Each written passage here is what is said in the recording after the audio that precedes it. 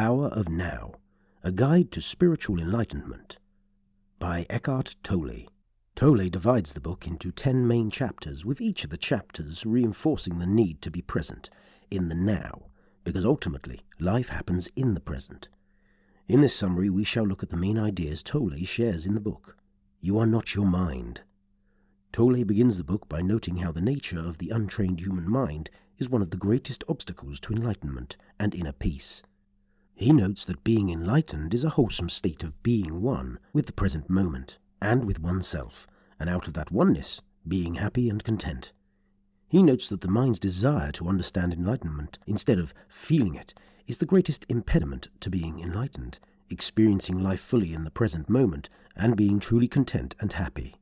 The underlying principle he aims to teach here is the value of disconnecting from the mind, to, as he puts it, start watching the thinker, because again, as he points out, the things that matter the most in life, things such as joy, love, inner peace, creativity, and beauty, exist beyond the mind. On freeing yourself from the mind and its tendency to relive the painful past and worry about the future, Tolle suggests the practice of present listening, observing and listening to the mind as you would a third party. The more you listen to your mind, become a witnessing presence. The easier it shall be to recognize your conditioned mind, a term which Tolle uses to mean the personal, collective, and cultural beliefs and mindset by which you filter your life's perspective. On enlightenment, which he refers to as rising above the mental chatter of thought, Tolle notes that mind is akin to a tool or instrument that after we use we should lay down. Unfortunately, many of us, 80 to 90%, use it repetitively, and in most cases needlessly, and often in negative ways. On emotions, he notes that they are our body's reactionary mechanism to thoughts, our mind. He notes that emotions arise at the place where mind and body intersect. His claim has footing in science. As scientists have discovered, emotions cause a biochemical reaction in the body. Consciousness, the way out of pain. The past has no power over the present moment. Eckhart Tolle. Most human pain is self-created and therefore unnecessary. Tolle notes that letting our minds go unobserved, which is to mean we lack awareness of the present moment, we create intense pains, with the degree/intensity of pain largely depending on how resistant we are to the present moment. On dissolving the pain body, the author notes the existence of 2 levels of pain: pain we create now and pain created by our past, and that we have given accommodation to in our mind and body. He points out that as long as we remain unable to experience the power of now, living in the present moment, we continuously relive emotional pain and hurt. Moving deeply into the now. The problems of the mind cannot be solved on the level of the mind. Studying your mind in the present will give you an immense sense of awareness and attunement with who you are as a person. However, it does not do much to take you beyond the mind.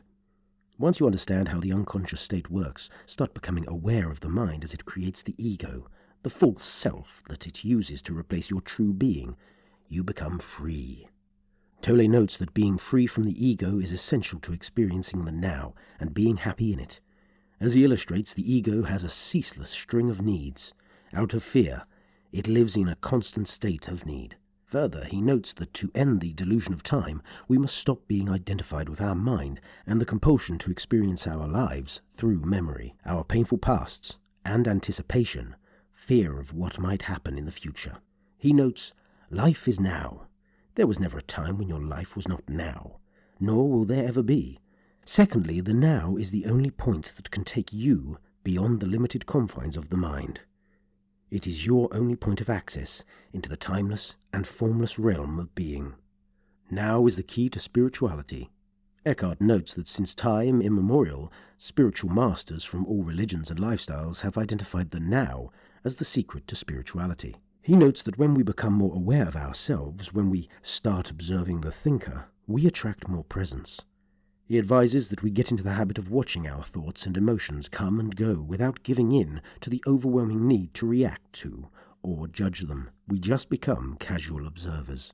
He notes, time is what keeps the light from reaching us. Thus no greater obstacle to God than time. The present moment holds the key to liberation, but you cannot find the present moment as long as you are your mind.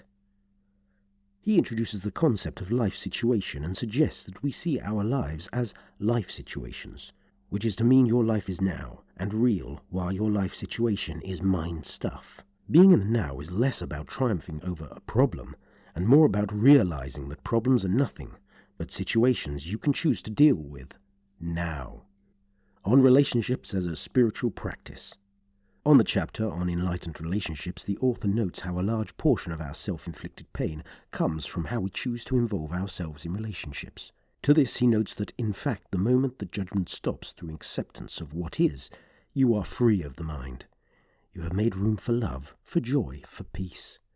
First, you stop judging yourself, then you stop judging your partner. The greatest catalyst for change in a relationship is complete acceptance of your partner as he or she is, without needing to judge or change them in any way. Conclusion. The book is primarily about being present in the now, rather than living your life in the past, reliving the pain, or in the future, anticipating the worst-case scenario.